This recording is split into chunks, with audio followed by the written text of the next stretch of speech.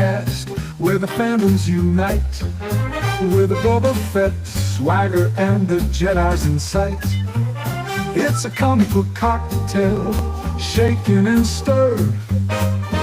We're the coolest cats in the whole nerd herd. Grab your badge and strike.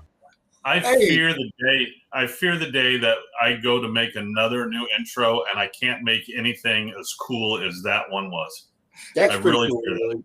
It took me forever because we had the Han Solo Cool Mikey Mason song on there forever, and that was just like that became to me the title for this show. You know, like the theme song for it. And then when we walked away from it for so long, even the last one I like because we had that before, but this one now it's poppy. Well, I liked the Han Solo Cool one as hold music. I liked it as that. Yeah. And I'm not ever against getting some more music and doing that, but this for an intro song, like doing it for other things or special events, but for an intro song, I like that one. Yeah. So I'm trying to share this over to the Scallywags page real quick, if it will let me. Looks like it won't let me. But how you doing, Ash?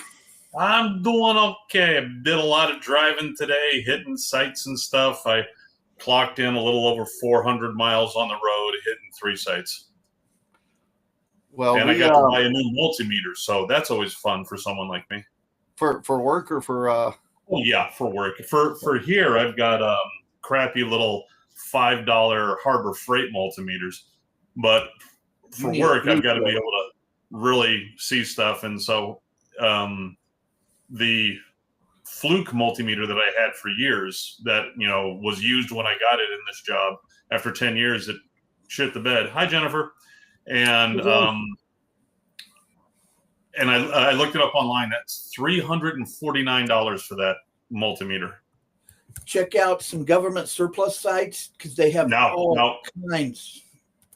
No, it's work. They want to buy new, and I went to Ace Hardware out in Parsons and was able to get a nice Klein multimeter for only $79. Klein are good. Well, I figured I would throw out real quick since it's the beginning of the episode. I'm sure I'll say it once people start logging in.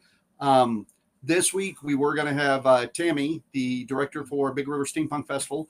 She had contacted us last night to see if we could move it to next Wednesday. So she will be on next Wednesday, which works out because we have plenty to talk about tonight with stuff going on and things to hit. So the Big River Steampunk Festival conversation will be next week.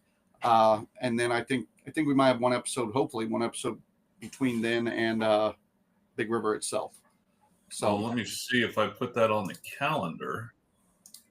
I might not have, just because, I like to live on the edge.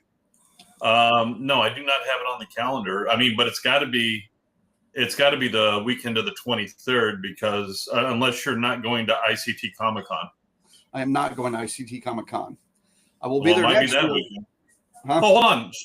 Yours is over Labor Day weekend, right? Well, yeah. So it's not next weekend. It's the weekend after that. Right. Yeah. So we missed ICT last year and we'll miss again this year, but ICT will be changing their dates to not Labor Day starting next year is the plan. I mean, nothing's set in stone, but Richard said the plan is, and then we'll be back at ICT. But I believe you'll be at ICT, right? Yeah, I'll be there, supporting the Trekkies. And I know my Ghostbuster group will be there. So yep. I kind of miss out because now the festival is expanded and we've got a Ghostbuster presence and I can do a lot more there. I'm not there. It really sucks. I was so surprised last year when it first expanded, ICT Comic-Con first expanded. For those who have not been there or have not been to that, it's in Century 2, and normally it takes, because Century 2 is shaped like a big hamburger, for those who don't know. And normally it takes up one wedge of that hamburger. And last year they expanded it into a second wedge and almost pretty much filled it up last year. So I'm really expecting ICT Comic-Con to get a lot bigger. Well, and it sucks because he keeps getting he'll get a little artist in or something.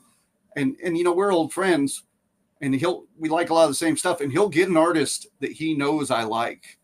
And he doesn't do it on purpose, but we like a lot of the same stuff and we'll talk about it like, oh, wouldn't it be cool to have this one or that one or whatever.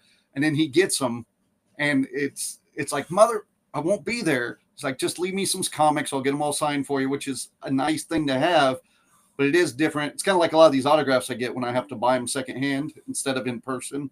You want to get it in person. I'm looking at the special guests right now. They've got Heather Thomas from The Fall Guy. I had her her poster on my wall as a teenager. That's not how it sounded at first, but okay, yeah. Oh, matter of fact, hold on. Let me share screen. That picture. Oh, that's the one. Okay, that's the one that was on the wall. Yeah, I'm going to assume that poster is deteriorated and is no good anymore. Well, it's still stuck to that wall. Nothing will get it off. That's what I was going to say. I'm betting you weren't going to be able to scrape that off with a putty knife, man.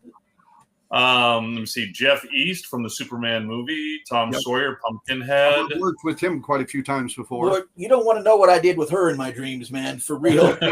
Now, I know for sure this one, Richard for sure got her because, well, the Conan movies and stuff. Oh, yeah. That's his jam. I think Olivia D'Abo. Olivia D'Abo. D'Abo. Yeah. And she was also apparently she did the voice of Jane in the Tarzan movie. I believe she just did the voice of Jane in the Disney animated series, because in the Tarzan movie it was Mimi Rogers, I believe. Oh, it might have been the anime. Yeah, that doesn't look as high quality as the other anime. Although apparently she was in Star Trek. There she is with that dude. Everybody was in Star Trek. I was telling you last week, man, every time I go to get an autograph from somebody in Ghostbusters or something, they've all also been in Star Trek. Every time I see Hacksaw, I think of Cousin Brant. I can see that. We've done shows with Hacksaw. Matter of fact, Hacksaw's on our DVD that never got released. It's Hacksaw Jim Duggan's on there saying, every morning I get up and I kill myself one scallywag in the morning just to keep the population low. And then he gives us a hoe and walks away. It's so cute. I got bad news for him. He's gonna have to pick that up because we're like cockroaches. You see one, there's 100 that you didn't see. Yeah, you see like Jack O'Halloran. You remember him from Superman 1 and 2. And I'm a little sad. I did a show with him once before, and Frankie didn't get to go, because if you haven't seen Frankie wear all black, and he does when he has his beard, he looks a lot like this dude.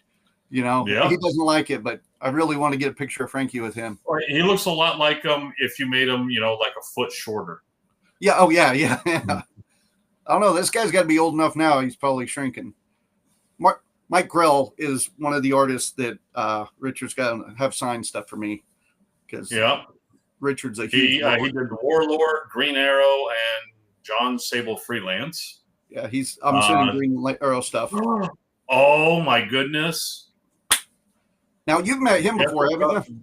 Jessica will definitely want this. She might even want to take her special celluloid and have him sign it or something if he did the animated series.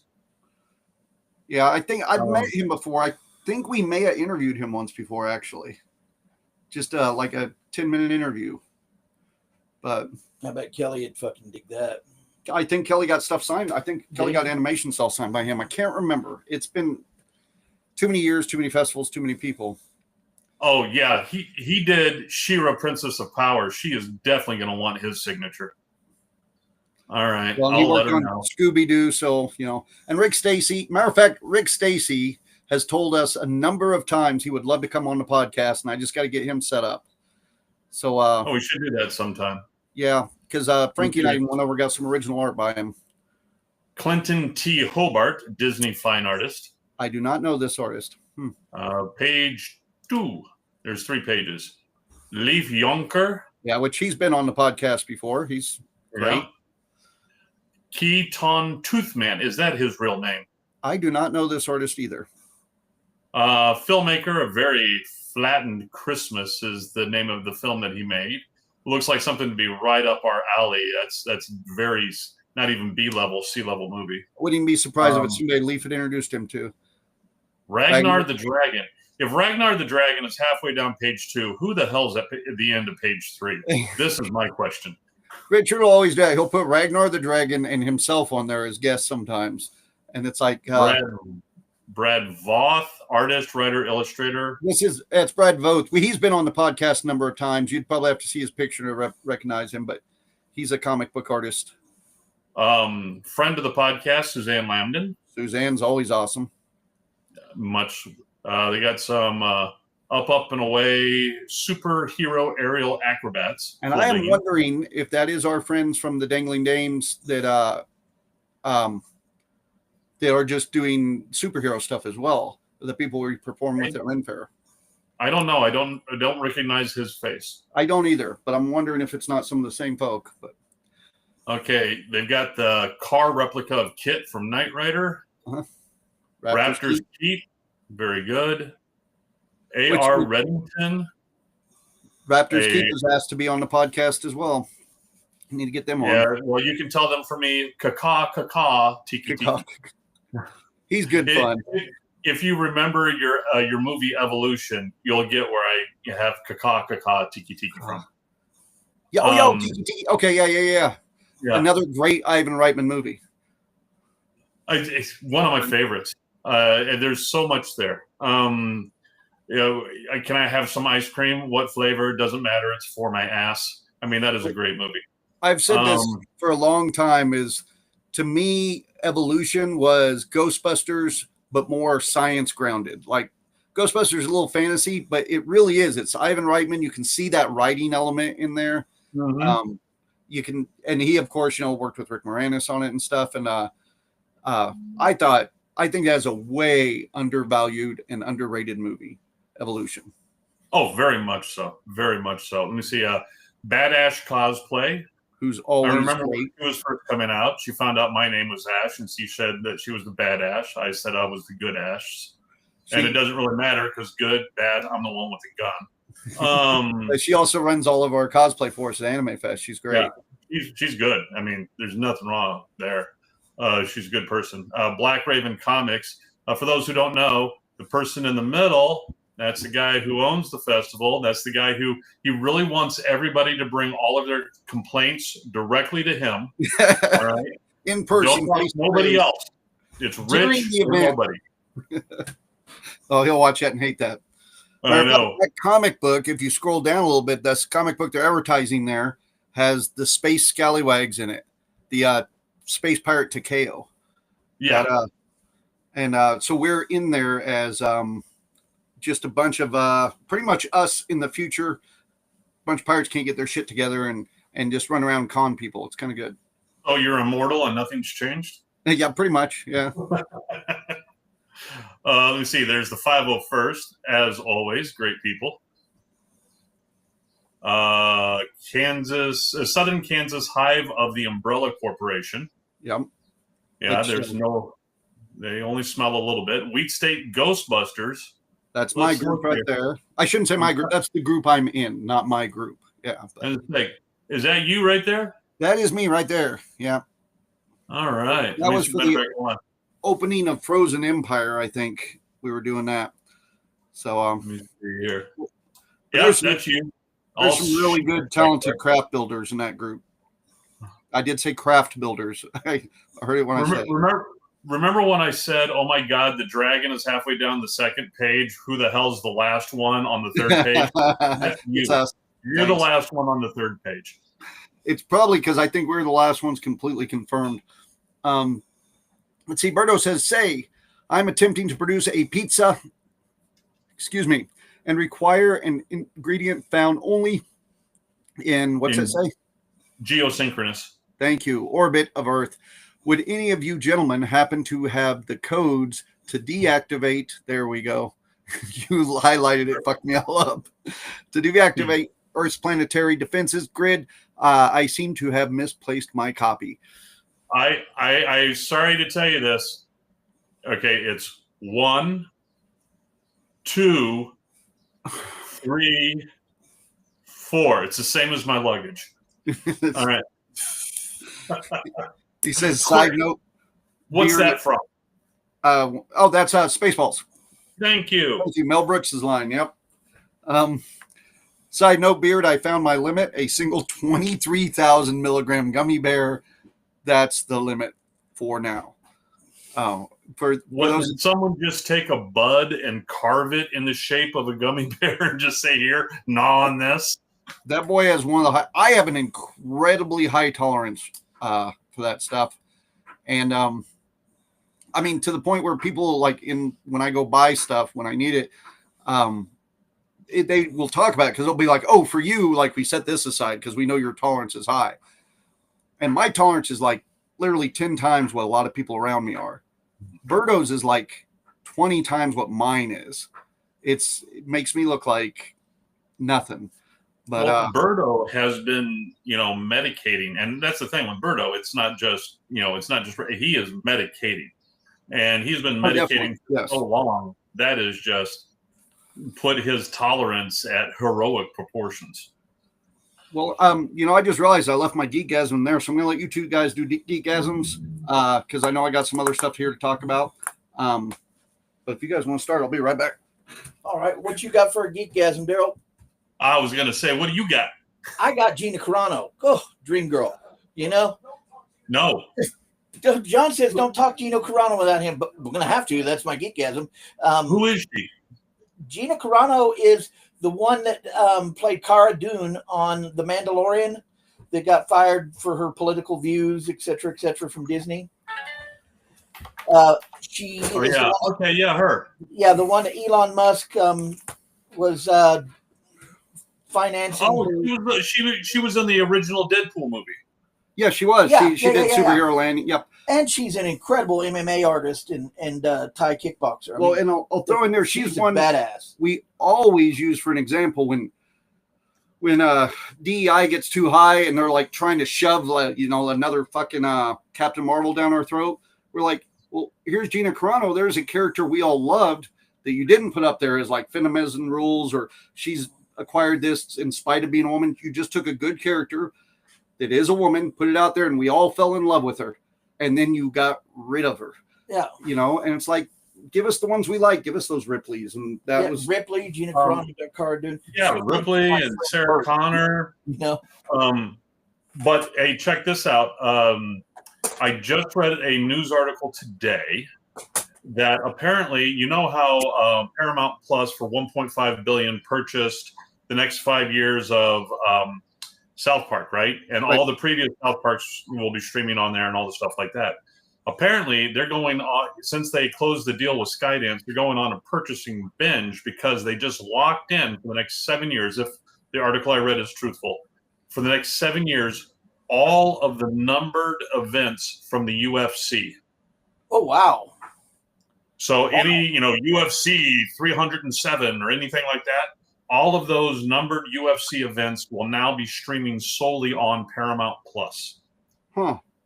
So, including this one they're already have at the White House, or login information for it, you'll let me know because I know that's up your alley. Yeah, for sure. Do you know if they're going to stream that one that they're going to have at the White House? I don't know anything about an event at the White House. They're doing a UFC event. Are you serious? At the White House, and Ivanka Trump is heading it up. Are you sure this isn't some of your left-wing media news? Well, some of my left-wing, I'm the one that watches left, right, all the media. I don't just sit on Fox News and go love it, eat it up. No, this is Ivanka Trump is working on this was one day ago. I'm reading CBS right now. The ultimate. Screw you and your pop-up ads. I'll fix it next time. Screw off. The Ultimate Fighting Championship will stage a historic fight at the White House on July 4th next year, 2026, marking America's 250th. Apparently,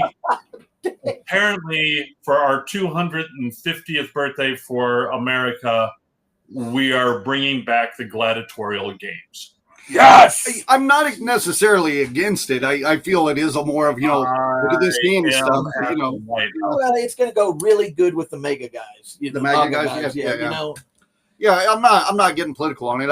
I was curious because if it is televised, I would like to see I would just want to see me at the White House and how they're doing all If that. they could only have a NASCAR race around the White House while they're doing the UFC, Trump would So be in heaven. we could make it a little more America. Huh? Yeah, America. Yeah, but only if they turn left. Just left. That's all they Yeah, can turn. yeah. Kyle says apparently math is hard. What were we doing math on? I missed it. Technically, if MAGA gets their hands on NASCAR, maybe they'll make them only be able to turn right. But that's just me. Anyway, Right, so apparently Dana White confirmed this yesterday. It's going to definitely happen. He told CBS Morning. White said he spoke to President Trump Monday night about the event and plans to meet with Mr. Trump and Ivanka Trump at the end of this month to finalize details and review venue renderings. So they're going to finally finish that whole ballroom Palace of Versailles thing, all right, that they're building. And then they're going to hold gladiatorial games in it. I mean, does this not all just – it's like he's lining up everything he can possibly that people in the future will go, don't tell me they didn't see it coming because it's all right there. Hail Caesar, or Nero played his fiddle as Rome burned. Oh, it's real hard to not jump into politics on here, but we're not, because I do have a political story later. Let me finish with Gina. Yeah, okay, so she won her lawsuit 5 days ago, and there's rumors of what she got. One of the low end rumors is she got $75,000, but was rehired by Disney. Another rumor says that she's though the series they were going to do. Oh man, I can't remember where the spin-off series with the Rangers. Okay. The Galactic Rangers or whatever. I can't remember the name of it though. But they're going to bring that back. They're going to put her maybe in as a closing credits scene on The Mandalorian and Grogu. Put her in the next Mandalorian and Grogu, and if they do a Mandalorian season 4, she'll be in it.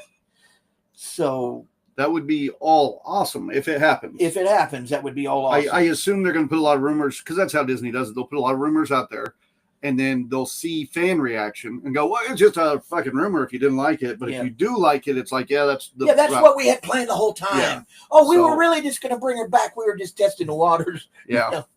Which I think they're doing with Spider-Man Brand New Day right now. They are really, because they did so many rewrites in that movie, just like they have a lot of their movies lately. And I think what they tend to do then is they'll throw 100 rumors out there and see which ones people bitch about the most and go, let's just not go that route. Yeah. But well, speaking of that, like one of the things in the news that I was going to bring up was the fact that I think it was just yesterday, Perplexity, which is an AI company that specializes in on online searches. Sorry, I just saw Kristen said, hey, I keep quiet, and I know that was into my political reference. And I appreciate it. I love her. Okay. But the Perplexity, which is basically considered like a second tier AI company, they're really good.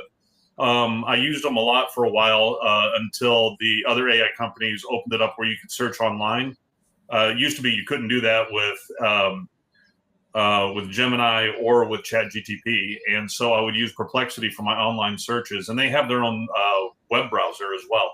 But Perplexity just made a bid because Google Chrome has been going through basically a lawsuit, whether or not that they are doing nefarious things and having a monopoly. And so right now the judge is they've already decided yes, Chrome has a monopoly with some of this stuff, and so now the judge is trying to figure out what he is going to lay down as the fix for it. And the fix could be anything from don't do that again, which we don't think. It's going to be something a little bit tougher than that, to all the way to the other extreme where Google has to sell off Chrome. And nobody expects that. That's way too much. That seems drastic. Right. But Perplexity yesterday put out a $34 billion. They went straight to Chrome and said, hey, we've gone through our investors and we've rounded up $34 billion. We'll buy Chrome. And so, but a lot of the thought is, if it actually comes down to the point where they are going to sell off Chrome, it's going to be such a bidding war that $34 billion is just going to seem like a sizzle on the pan. But It's the idea that it's like, hey, we're going to take a collection. Who would like to jump pitch in on Chrome? We got 34 billion. You know, it's like it's not even that. They like you were talking about where they just put out things and see what hits. Perplexity right now, a lot of people think that Perplexity is just they're wanting to be the first people to say, hey, we have a bid, because it all of a sudden puts them in the news, and then people like me are talking about them again. Yeah, and it's just the same thing with Disney. Well, I'm going to hit my geekgasm real quick. I had one more. Yeah. I was trying to find it on my phone, but I couldn't find it. So I'll just make it short instead of having to read it. But have you guys heard about the guy from Colorado who was a furry that tried to bond with a wolf pack? They tore his ass up. No. He needs that pink dragon guy from last week I was talking about to cover his ass. Yep. So what, he decided he was a real wolf and went out thought in the he wild, was a or what? real wolf. Lured in some wolves by throwing hamburger meat out to him, and a park ranger saw him and said that the wolves chased him for about 300 yards before they decided to test how tough his suit was and started chewing on him.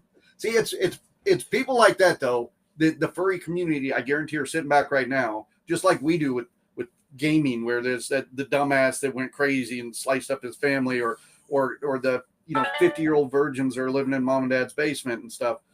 With comic books, that kind of stuff, it's that person that the furries are going, why? They don't represent us. No, that's a person with a disorder. That is not a person with a fandom, or that kind of thing. Frustrating. Yeah, there's a difference between a disorder and a fetish, and he's slid off the fetish into disorder. He's the stick that stirs a kettle of shit, is what he is. That guy is nuts, man. Berto says Google is literally every browser now.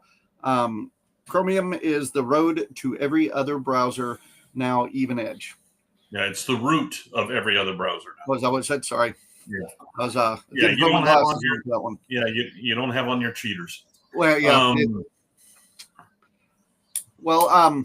I would say this week my geekasm would have been AI, but since I actually wanted to talk about my AI searches this week, I will hit another autograph because I did get a good one in this week, I thought, which is my Paul Rudd Ghostbuster signed autograph right there. And they very nice. With my Carrie Coons one right there. So those two go together for the new movie, and kind of pumped about that. I still have not watched any of the new Ghostbusters movies. And it's okay. I think you would like the Afterlife, because there's a lot of good little Egon references and stuff.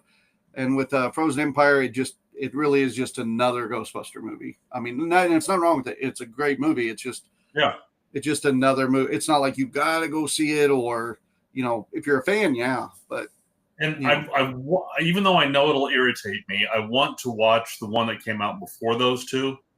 The 2016.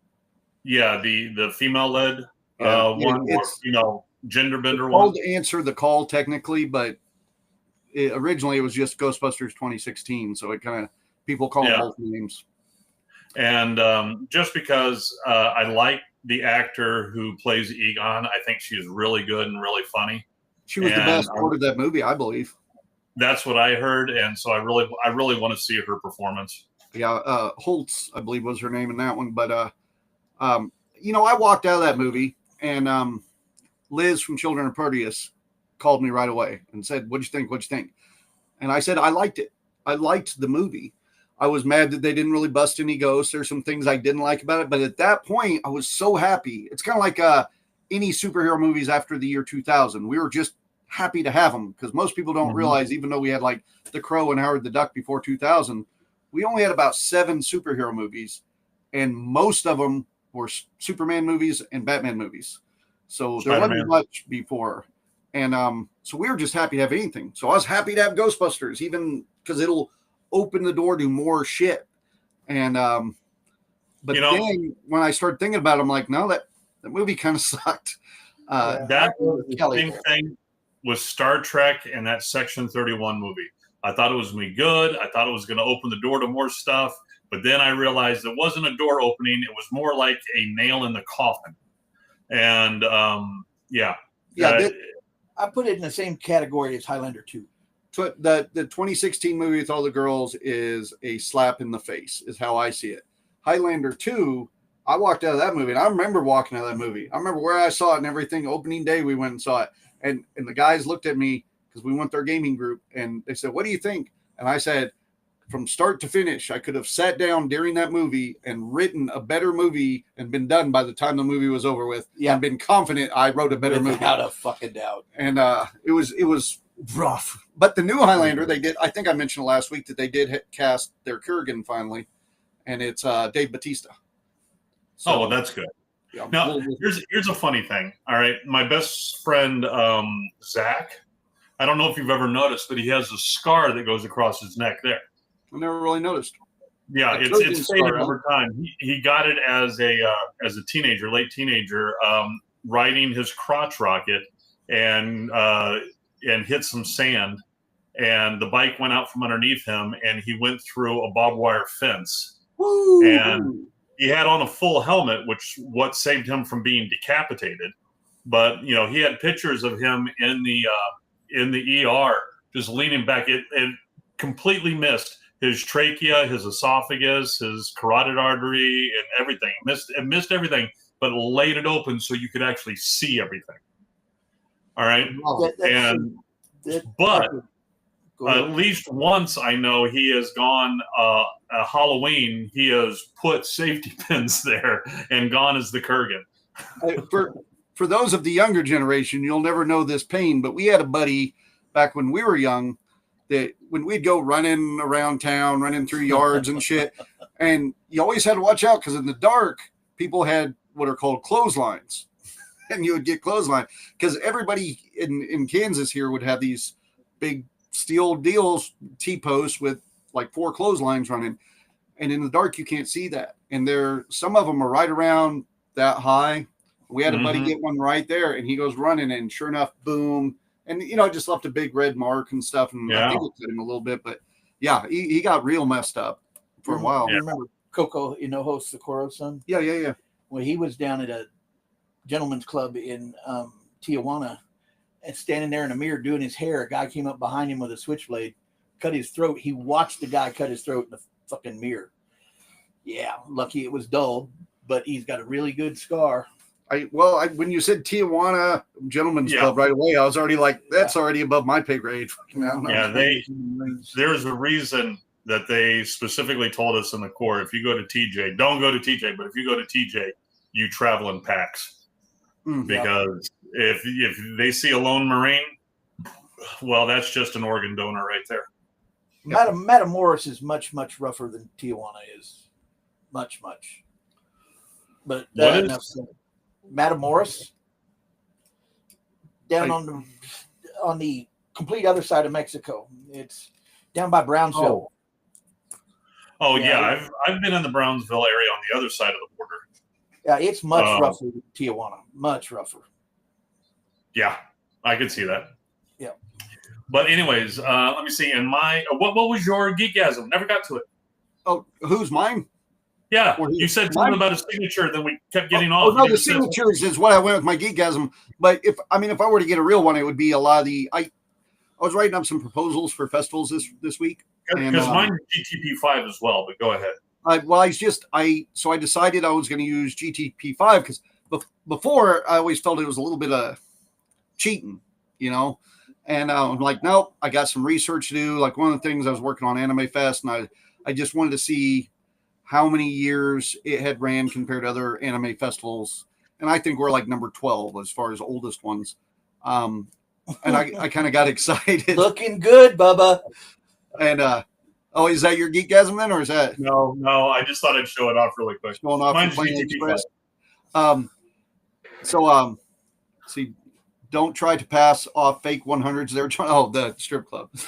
I got in trouble with a fake $100 bill once at a strip club years ago.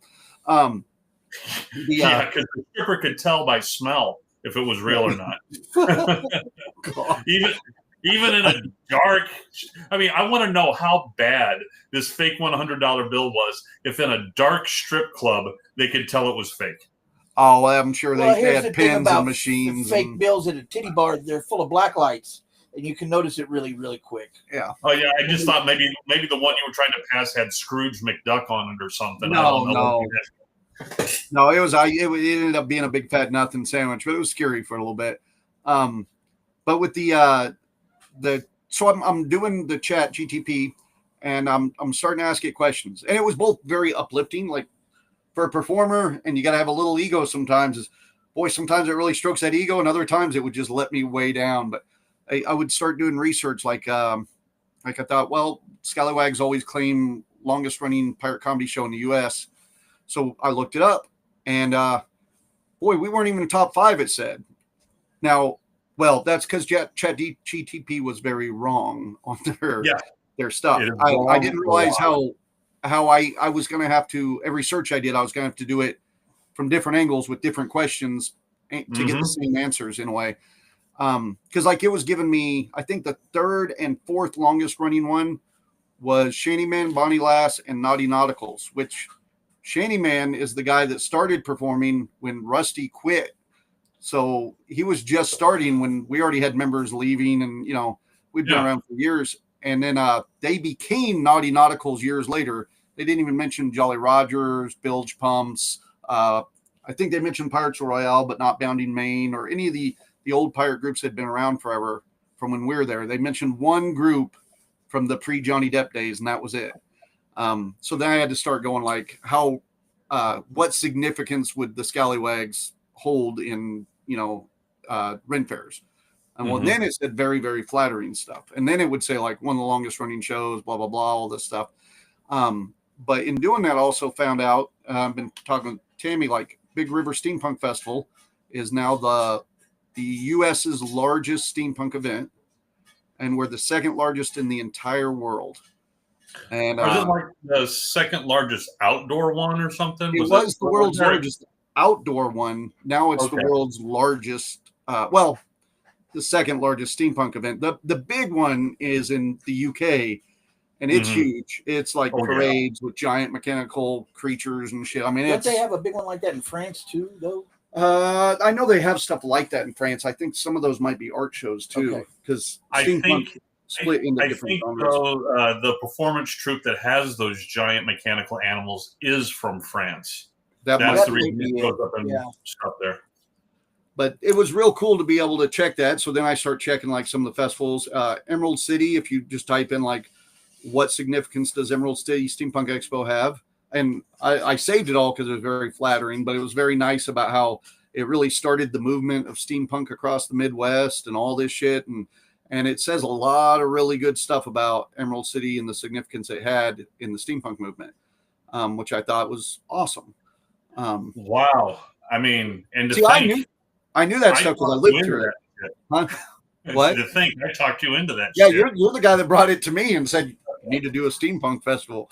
And I'd been getting steampunk orders on my leather business, and I was like, well, I know a little about steampunk. Let's see. But yeah, it's it does give credit for a lot of the significance and a lot of the bands that we helped that now are big bands touring and stuff that we helped get their starts. And so it was really neat to at least get a little of that recognition.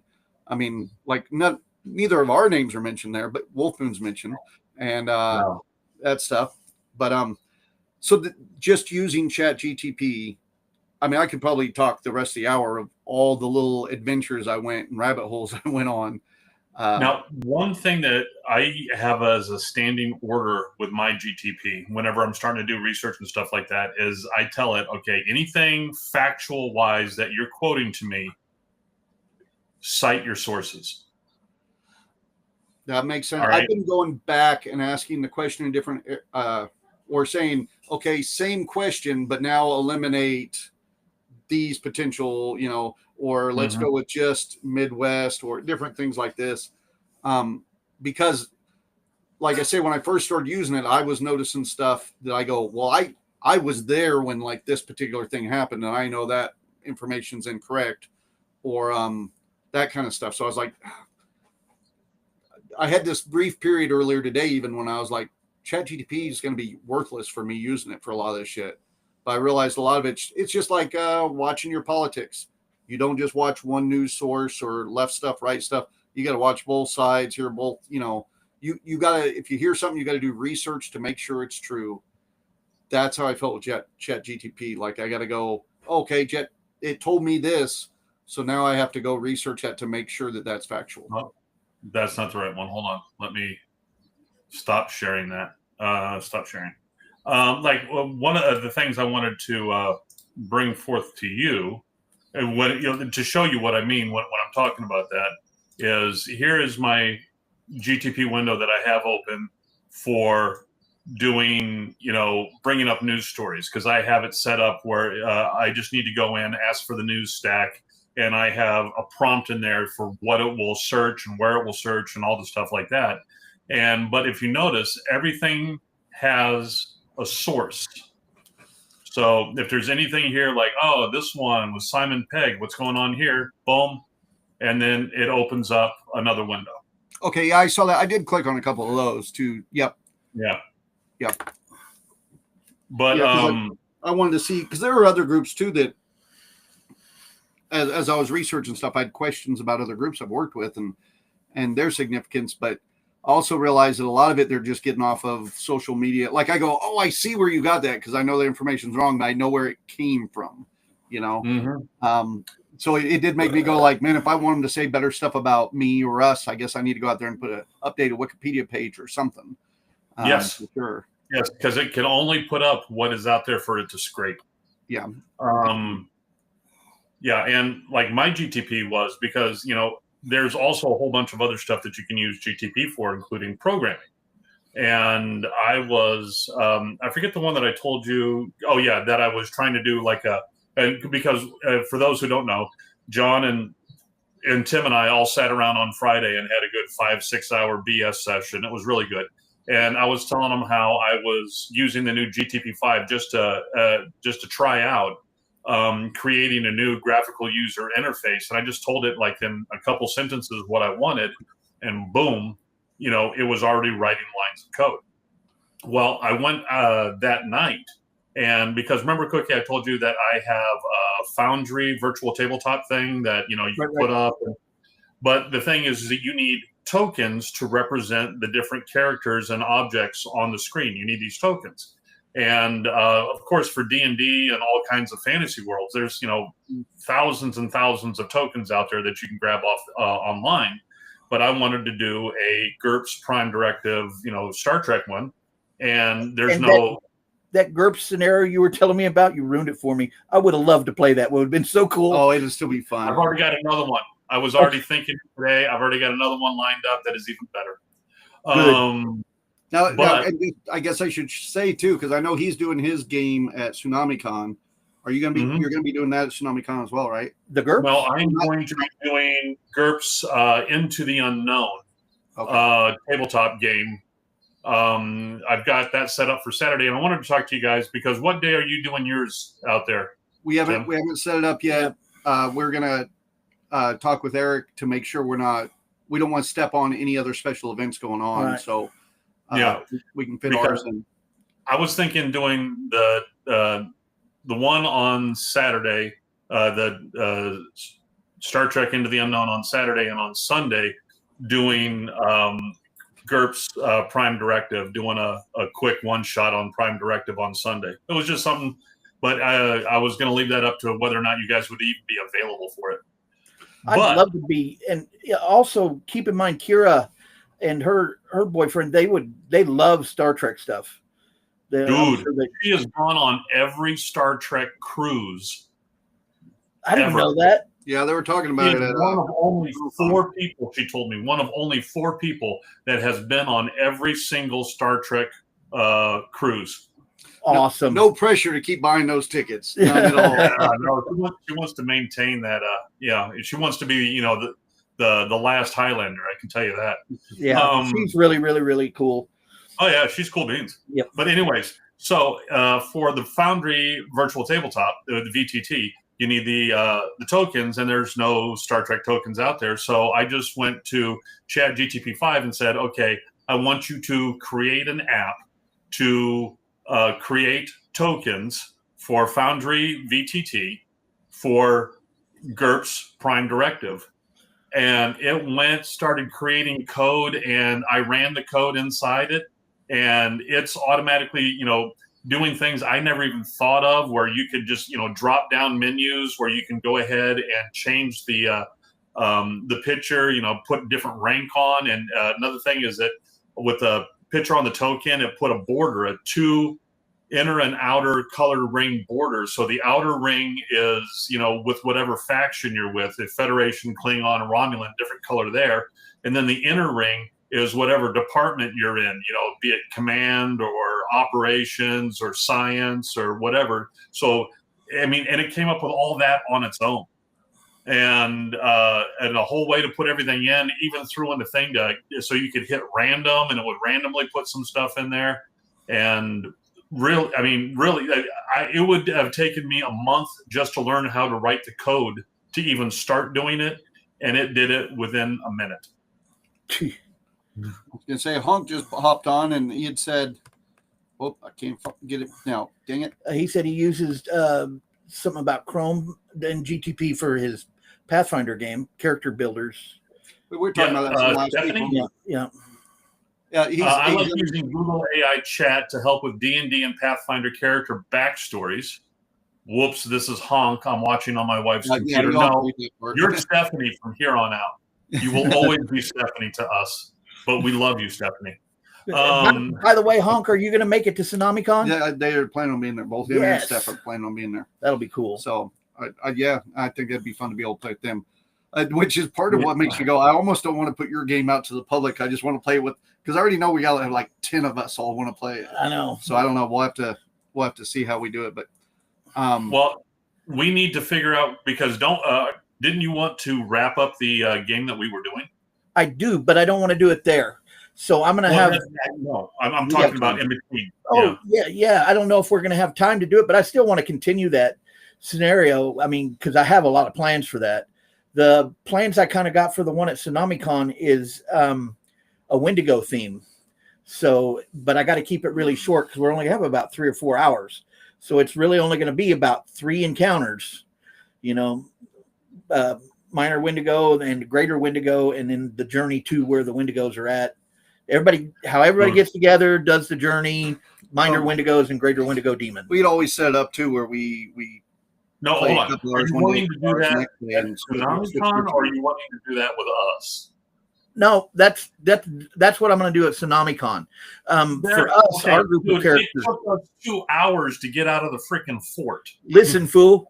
That's because you were there. Well, you're going to GM a lot different when you're at a con compared to when we're sitting in Kaylin's kitchen. So, trust me, every time I've had to GM at a con, it's like, here's what we got. Short, sweet, simple to the point. Nobody's fucking around with me, and we're all leaving the bar. Yeah. Guaranteed, So that's one reason, like watching Mikey Mason do some of his games, he sets up everything with the simplest rolling systems he can, quick, and he'll still spend a couple hours gaming, but everything is as quick as we can get it,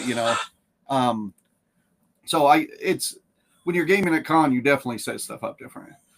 But. Yeah, that's like I plan on, if I do the GURPS Prime Directive, I plan on rolling in with just pre-made characters. Here's you. Here's what you are. All right. And if I do it, I'll probably do that one shot I told you about. That would be really cool. Kelly says he wants to go. I would say hop on the the Kickstarter, but I think that's all done because they actually went above their Kickstarter goal this year, which was good. Yes, good. But we will be advertising and posting a link. Eric's going to be on here talking about the convention and stuff. We'll be talking about that one quite a bit because we like it's not even a big, huge con. It's just one we like going to. We have our friends there. We game. We're even skipping the Topeka Ren Fair that pays us well and treats us well. Yep. And we're going to skip it so we can go hang out with all our friends at Tsunami and game. I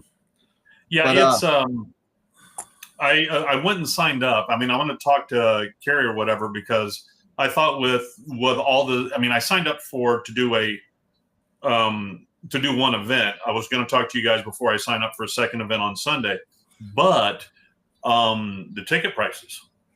Huh? Are they high? I don't know if it's the same amount that I paid last year. because I don't remember. Uh-huh. But let's see here. For a weekend pass is 60. A Friday is 30. Saturday only is 40, and Sunday only is 30. So if you buy them separately, it's $100 for the 3 days, and That sounds about pass average. only. For the VIG Silver Pass, which also nets you a commemorative T-shirt and die, early access to game registration, and the VIG Lounge, that's $115.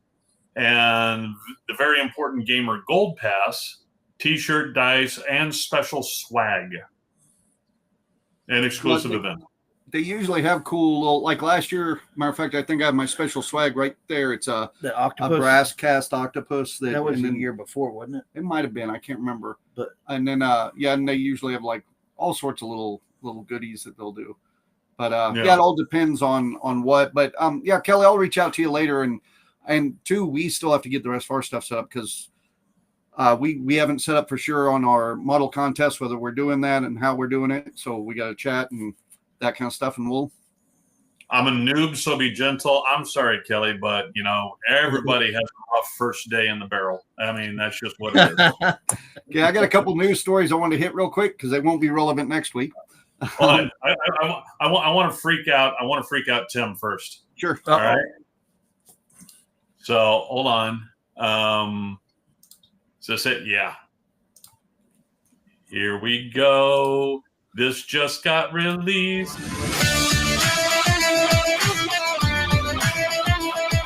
Better than the one I saw earlier today. Yeah, these are brand new. They're going to be released for only $5,900. That is insane. Christy and I watched one of these earlier today. Instead of blue, it had black on it, and it was dancing. And Christy was upset because it was a better dancing than either one of us.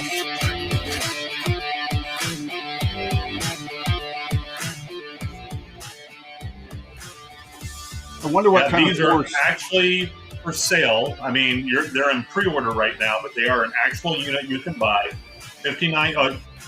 Although I hear that $5,900 is the price in China. So if you can get it in the U.S., it's going to probably be, maybe double. Be a terror for two on it. But that's going to take over a lot of stuff. But can it do dishes?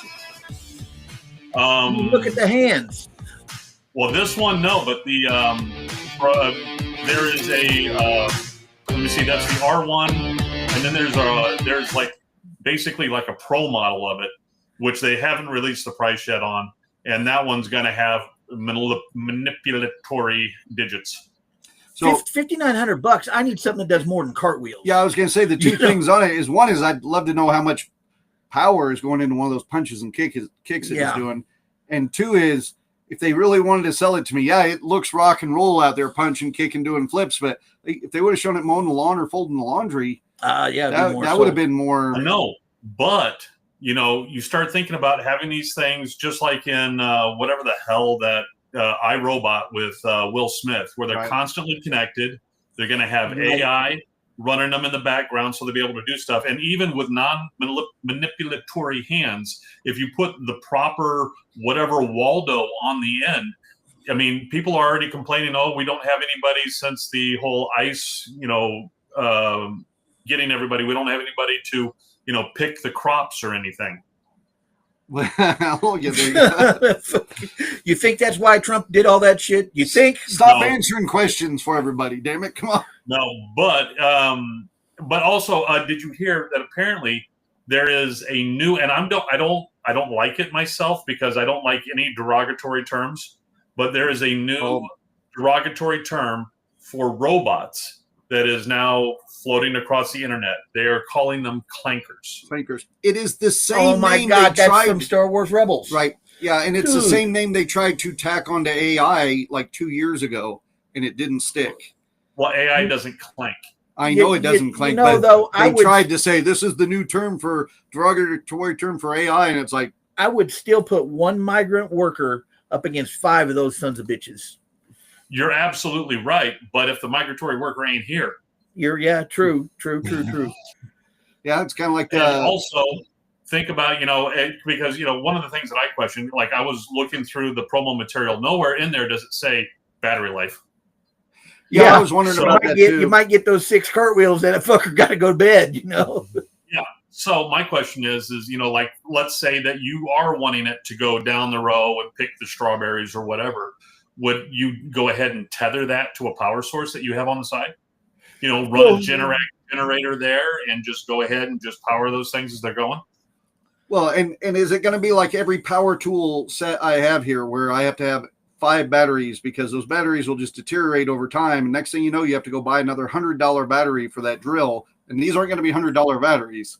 And where it'll end up being just another fucking mannequin in my house that I hang one of my Ren Fair outfits on or something. That would be it's my not fear. that tall, so I don't think you're going to hang your outfit on it.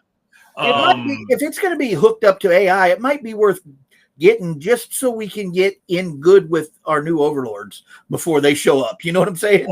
I don't know because if like Stephanie says, does it have the kung fu grip? If you notice, Stephanie, it was like this. That's All all. right. All right. Yeah. It can ski. You're thinking skiing. That's not what I'm thinking, bro. I mean, come on. Well, when we watched our dancing video of it today, it was right after we had watched one on the fact study they had done on how many people are falling in love with ChatGPT right now. That just shows a lot for the human race. And they're talking like right now, they said by 2025 all women will be just having sex with robots. Somebody had quoted it somewhere, which isn't the case, but that the amount of male virgins under the age of 30 has doubled in the last few years, and doubled in less time than it takes us to bring a new batch in. I want to see a dual run bar graph. All right, like maybe a combination bar and line graph, and the line will show me the increase in the number of virgins. All right, the virgin males, and the bars will show total sales of fleshlights. All right, because I want to know if basically what happened is that we finally the male sex toy industry is starting to slowly catch up with the female sex toy industry. And just like women have said, I don't need no man, I got my bob in the drawer. Men are starting to say that too. Yeah, I've noticed that. Well, and even as I saw that stat today on the doubling of male virgins and stuff, and I was like, you notice how they didn't say women weren't having sex as much. This means that all the women are having the sex with the same 20% of the population. Like the same 20% of the males. There's some really good looking guys out there that are just getting it all right now. Well, here's the nice thing about it. The ugly guys like us aren't getting out there and trying to get it. Well, we don't have to. We got our ladies. But yeah, well, here's the nice thing about it is those male virgins aren't going to repopulate. There is no shallow end of the gene pool for them. There's just no gene pool for them. I get that. Yeah, I mean that's okay. Do you see that? Berto says you think that was impressive, robot. Have you seen what real dolls can do? See, my problem with the real dolls is they hit that uncanny valley. They hit it hard. Yeah. And I cannot cross the uncanny valley. And Honk says, Kelly, make sure you really clean that second hand kung fu grip. All right. We're getting to the end of the episode. I want to hit these real quick. See, Indonesia this week. The world's third largest democracy is celebrating their 80th independence. But are they doing it with the UFC competition in the middle of their Capitol building? They don't have the right president in office right now. So the thing is they're having all sorts of problems there, where the president there has it's kind of hard to explain, but he's kind of combined military rights and civilian rights together, and it's caused a lot of people to get pissed off. So when they said, hey, we're celebrating this 80th Independence Day, and annually they all hang up the Indonesian flag, Indonesian people are en masse now hanging up the flag from One Piece, the animated series. No way. Like everywhere. shop stalls, on people's houses, fucking boats. It's a sign of rebellion, basically. So the government is stepping in now, and they are trying to say that if anybody floating this anime flag out there is showing a sign of rebellion against the government, and they will be punished. The punishment, as far as I sounds like a really good democracy. yes. They cut off their Crunchyroll. Yeah. So the main reason I brought it up is because they're using the anime flag there. Because even I was talking to my boy at lunch about it, and I said, "Have you heard about this?" And him and his friends knew all about it already. But yeah, I just thought that was worth sharing. I love One Piece. It would be so cool to see One Piece Wolverine style rebellion going on. You know, I want to watch One Piece, and everybody always does that. Oh, you own an Anime Fest and you're a pirate, you should watch One Piece. You know how many episodes there are to Oh my God, I know. There's You really want to piss them off? You really want to piss them off? Say, oh, I've already seen it. I watched all of the live action. Yeah. The live action isn't bad. It's not the It's same. not bad at all. It's not But bad. The snobs will always snob. There's a bunch of fans that came in because the manga and the anime has a really different pacing. So a bunch of fans have come in and re-edited the anime to have more of the pacing of the manga and the storyline of the manga. So it's a lot shorter. So yeah, I could probably start watching it now, and in 6 or 7 years, I might be caught up if I watch the shortened versions. But still, that's a lot. Kelly says, I can't remember the movie or show, but they present a robot. The guy asked, "Can you fuck it?" I just typed in, Kelly, a response to that. I did a quick search on it, and apparently that was on Robot Chicken. Robot Chicken. Okay. Another story. Dean Cain getting a lot of backlash, and the reason I bring it up, it is political, but it's all over my feed with superhero shit because Dean Cain played Superman, and he is using Superman as a reference. But Dean Cain has joined ICE, and so I think the best response I heard to that was, it's great that ICE has finally hired somebody that won't be recognized even without a mask. Wow. Now, see, and this is where I'm at because I have a lot of friends who are Dean Cain fans, and I get it. And he was in Lois and Clark. I've worked with him twice now, Dean Cain, and both times he was not a nice person. I'm not saying he was mean, but he was very rude. One time I even had an interview set up with him, and we waited till Sunday to do a concast. I think you were there maybe for this. I can't remember. In Hutch, maybe not.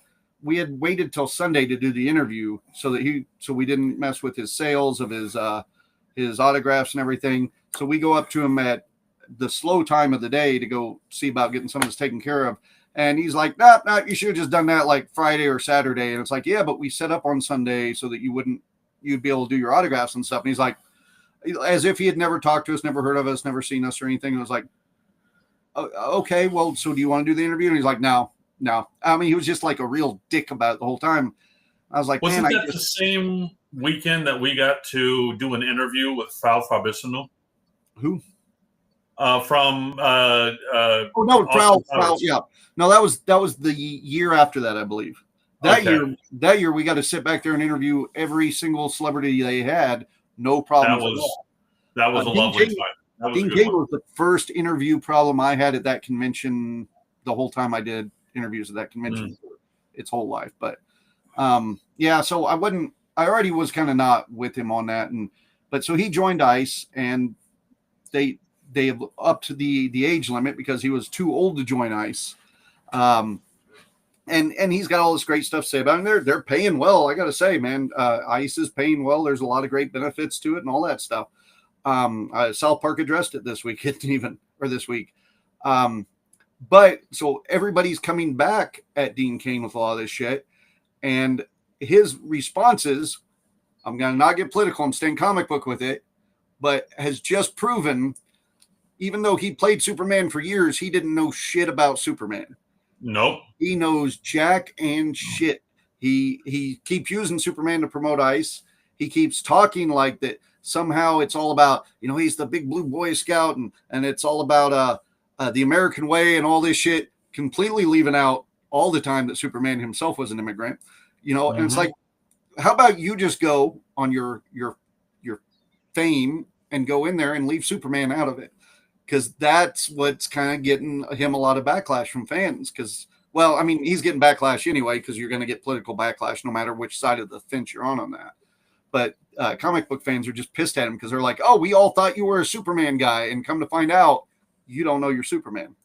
So, and then the final thing I have is we got all sorts of behind the set scenes and stuff from Spider-Man Brand New Day. It's looking like it's going to be I think it's going to be the next good fucking Marvel movie, probably. Not that they haven't had good ones, but I think it's going to be the next one where we go, hell yeah. One of the problems or the controversy that they're having a little bit of is Sadie Sink, that was in Stranger Things, the redhead girl. She has been cast in the movie. Okay. And she looks more Mary Jane than the Mary Jane they have. So a lot of people are like, who's she playing? Is she going to be playing Black Cat? Is she going to be playing an alternate universe dimension of Mary Jane? There's a whole bunch of people she may be playing. Matter of fact, Mayday Parker is a big one that everybody thinks she might be playing, which is kind of a version of Spider-Man's daughter in the future. But it sounds like they had to do a ton of rewrites for Spider-Man, like a whole new script, because originally it was going to be Noel from the Venom movies was going to be the big bad guy. And then Sony kind of had they stopped their Spider universe, and now Marvel's not 100% sure, or at least they're not letting the public know how they're bringing all the Sony characters into the Marvel universe. So they decided to niche the Null idea, and which means they rewrote the movie, but they already had the actors cast. Isn't Null a big deal in part of Secret Wars? Not necessarily. He's a big deal in Spider-Verse for sure. Yeah, but I mean, he's like the original symbiote. I thought he orchestrated Secret Wars 2 or something like that. That was Doom. You're thinking Doom. Yeah, I'm thinking all Doom. Yeah. So then the controversy is that it sounds like they probably originally cast Sadie as Mayday Parker, which people would have been okay with. They took the multiverse stuff out, so the one actor let it slip, and they don't know how accurate it is, that she will be playing Gwen Stacy, which really pissed my wife off because she's like, they take every redhead actor from every movie. Little Mermaid, Mary Jane's a great example. I know where you're going. They get rid of them. They recast them with ethnicity. And then we have one actor here that is actually just like blonde, white girl. And they're like, she can be a redhead. Go ahead. You can have that one. And she's like, I don't want your leftovers. Just give us good redhead characters. Yeah. But why change what works? So now they're saying that everybody's been waiting on Gwen Stacy, a good Gwen Stacy, because we haven't had real good ones, but waiting on a real good Gwen Stacy. Now we have Marvel's going to make the definitive Gwen Stacy, and it's secondhand casting, and that's what the fans are pissed at. I don't know how I feel on the subject, but it's kind of like you're waiting on a really good character to get cast, and they're like, oh, instead of going and find the right actor for that role, we already have this actor cast for the movie, so she can just be that character. Seems a little cheesy, I guess. First off, even though I'm happy that they're stepping away from the multiverse thing, because I think that they were leaning way too heavy on that. Just for this movie, though. It's going to be in everything else. I know. But the thing is I did not like the ending of No Way Home. And I think they did that ending to fit in with the, the Brand New Day storyline from the comic. So I think they were trying to keep kind of comic accurate without it being comic accurate. And I think that might be where you're seeing it, because it is kind of they're forcing two storylines together. I've always, since I was a little kid, been a fan of Spider-Man, and I just want Spider-Man to have a happy ending. All right. Yeah. Well, that sounds like a kink to me, man, for real. To see someone happy, yes, it is. Spider-Man gets shit on the comics, man. He does. I'm not saying he doesn't. I just say I like seeing my Spider-Man have a happy ending. Yeah. All right. He's a teenage kid. He's a friendly neighborhood Spider-Man. He doesn't need to, have his world crash around his ears all the time. That was the great thing about, Spider-Man, he lost his uncle, but he loses his uncle every reboot. Well, But he gets, he gets the girl at the end. All right, and in Spider-Man: No Way Home, he got nothing. he lost everything.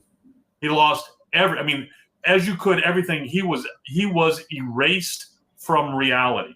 His aunt dies. He's erased from reality. He has no home. He loses his outfit. He loses all his financing. He loses his job. Yeah. And that's and see, that's even one of the things that people have brought up with this one is he was Job. Go ahead. The Uncle Ben thing, everybody's like, we don't need another Uncle Ben death thing. We don't need to hear with great power comes great responsibility. So, last movie we got the Aunt May death scene, and it sounds like they are really pushing the quote she did in last. I had to write it down because I couldn't even remember it. It was when you help someone, you help everyone. So it sounds like they're pushing for that being the new, because everybody's so tired of hearing with great power comes great responsibility. That is iconic Spider-Man. I know. It needs and to now be they're there. replacing it with this new line because they're like, oh, you're all sick of that one, so we're going to give you this one. And it's like, don't give us a line then. It's kind of like Excelsior. I mean, that's what you expect to hear. I mean, it's like if they took away I'm Batman and just threw in I like flying mammals. Well, with the new Fantastic Four, they did that a little bit with It's Clobbering Time too. Yeah. I liked the thing saying It's Clobbering Time, and the idea of he doesn't like it kind of bothers me. I don't know. It's he needs to be talking about Yancey Street. He needs to be smoking a cigar, and he needs to be saying it's clobbering time. And when you don't have that shit, it kind of messes with the character. Well, and I'm sorry, if you help one person, you help everybody. I mean, I'm a very liberal individual, but that's a little too socialist for me. Yeah. And I like Bernie Sanders, so I got a problem with it. It's not as good a quote. It's not that it's a bad quote, but it's no. It just feels like a generic replacement for. It feels forced. It feels like something. It feels like something that was agreed upon in committee. Oh, Sean put he doesn't need PTSD. I'm pulling from the One More Day storyline. Well, and then that's that. Since you're pulling from the One More Day storyline too, that's the other bitch people have, and I have a little bit too. I was very happy they finally brought Mephisto in after all these years. And we finally got him in. They even cast Sacha Baron Cohen or whatever his name is. But they put him in Ironheart, which nobody wants to fucking watch. And so it's kind of like a bad place because most people don't even know he's out. And he's going to be in the new Spider-Man storyline. And he originally would be a big part of it. But it looks like with the rewrites now, even though he's going to be in there, they've kind of neutered the character now. So now after all this time of bringing him out, the storyline they're putting him in, they've already done with Doctor Strange. The his release coming out was a big letdown. So even though they did the right casting with the character a lot of people wanted to see, now there's just fucking nothing for him to do. So I sure hope they do something good with him because it's like when they had Benedict Cumberbatch play Khan in the new, in the Kelvinverse Star Trek. Right. I mean, casting wise, great for the part. I mean, you can't get Ricardo. Cumberbatch will do it. Yeah. All right. And the part he played was great. They then screwed it up. Yeah, they screwed up the character Khan, but the part he played very well. Well, very good. I think some of that came from, in my opinion, because I remember that coming out and following it very close. They were trying to pull, because everybody right away, oh, he's going to play Khan. And they're like, no, Khan's not in this movie. No, he's not playing Khan. Do you remember that? Where they came out like constantly, and even Benedict was saying it in interviews, trying to avoid it and shit, because they wanted it to be this big surprise that halfway through the movie, he says his name and then bam, but it's just like that damn Thor thing with Hulk that you always talk about. That's what it was to me. It was like, either stick to your guns and really try to make it a reveal, or let people know, but that kind of half-ass they did, it ruined any kind of surprise. So it felt like everybody knew it was Khan going in, and then when they revealed it, you're like, yes, and? Yeah, no shit, it's Khan. And that really wasn't Benedict Cumberbatch's fault in any way. No. I believe he not at all. The character as written off really well, but the writers fucked it up. Yes, and that's exactly my point. I mean, they did a whole thing. I mean, basically everything they did is they were relying too much on the original Wrath of Khan movie. All right. And so they were, putting things together.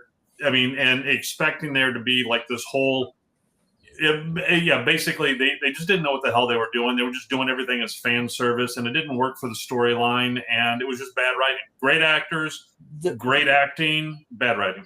Out of all the Star Treks, the original Wrath of Khan to me was a little more nittier and grittier, like a Star Wars show.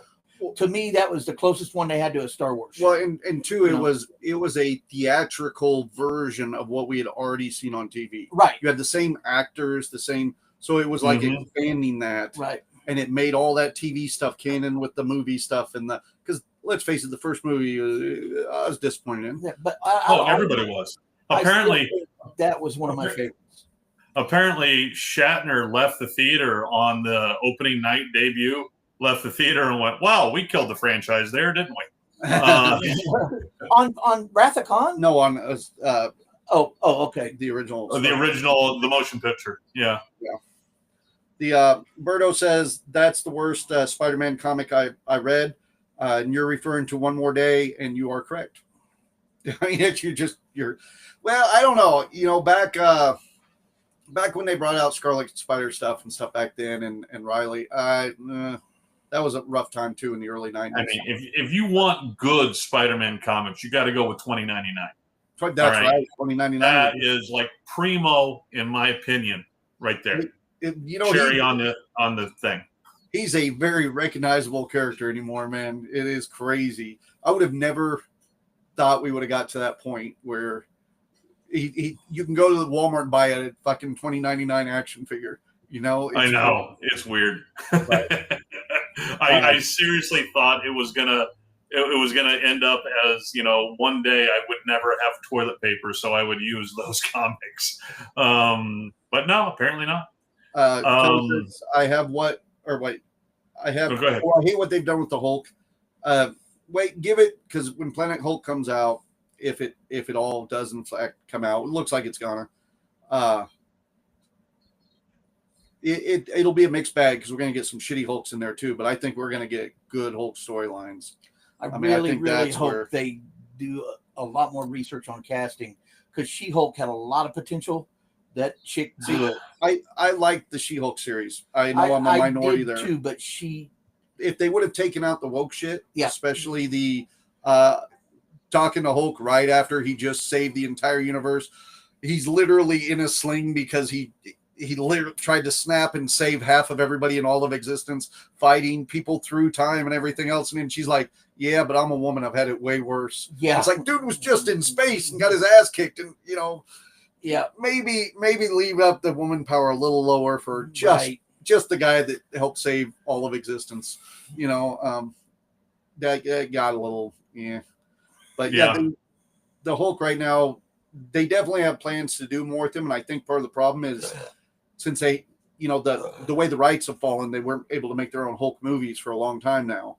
So they had to continue Hulk's storyline just through Avenger movies as a second or even a third character, secondary or third place character.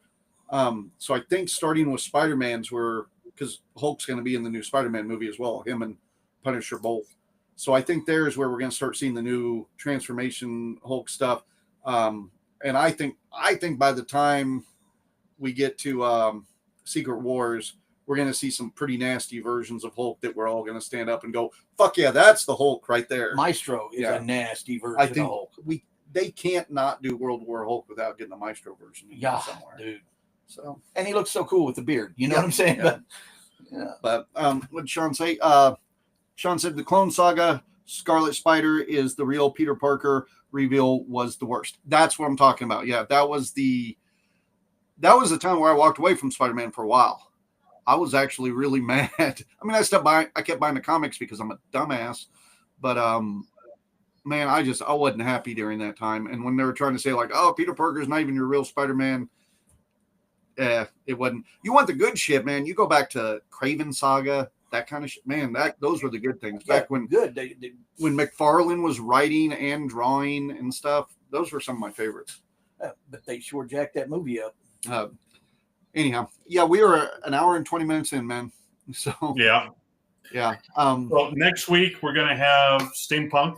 Yep, Tammy from the Big River Steampunk Festival is going to be joining us. We're going to talk about the new stuff they got there, a little bit about them having to run their convention is a unique way of running a con. I've helped with a lot of cons, and that one, because like this week it'll be taking over like 6 blocks of downtown, and it's all outdoor. There are so many hoops they have to jump through that most con heads just don't even have to deal with. Some they do stuff down there, some stuff in my 25 years of running events I've never had to even think about. So And yet they still managed to pull off. they a still good manage. fair. And Tammy had to step into an event that was already established running that way. So it was a very crazy thing. But talking about expanding the Ren Fair, expanding the post-apocalyptic stuff and the things that they have going on there. So yeah, it's going to be a fun con. And also we're going to talk about, because we're doing a ton of shows, but we're also going to be filming a lot of stuff while we're there. So we're going to be looking for suggestions of what people want to see filmed. And we're going to try to get a couple interviews in the can while we're there for Concast when we have nights like this where our guests couldn't show up. Do you want me to help you set up the Riverside app on your phone and get you locked in on that? That would be good. Yeah, that'd be cool. All right. Because I know Friday and Monday we're going to have a little time to do a few things, and those would be good days to try to get some interviews. And I also have, if you want to use them, I have those plug-in lapel mics. So you can all you have to do is just plug it into the USB port on your phone, and they automatically Bluetooth in, so you don't have to worry about all the noise, and you and whoever you're talking to will be mic'd up. So I'll get you those as well. All right, yeah, we'll chat about it here later. Once we know what all we're doing, because we're even struggling with the idea of renting a golf cart or trying to fix my golf cart to take with us this year, because like we do we're on the main stage in each festival, so, and the main stages are on the opposite ends of each festival. So like on Steampunk, we get off the main stage for one show, and then we go to the Ren Fair. So we go 6 blocks, literally, like all through the fair of 6 blocks to the other fest, which is right next door. And then we do our show there, and then we get done there, and then we go 6 blocks back to the main stage, do our show there, and then 6 blocks back to the main stage. So it's a Ren Fair, right? It's a steampunk festival with a Ren Fair attached to it. Well, that's what I'm saying. There's a Ren Fair you're going to. You can use the Trebuchet to get back. Oh, right? I love your thinking on that. No. But all right, and then from the Steampunk Fest, you can Great Gonzo that and get shot out of a cannon to go back the other I direction. love this. Okay, you start setting that shit up. And Oh yeah, I will. I will set it up for you to use it. I'm not gonna get in it. But anyways, yeah, and I got something to talk to you about once we get off here. All right, sounds good. All right, All right. We'll catch you guys next week. Hugs and kisses. Love you, mean it. All right, bye. Bum, bum, bum. All right.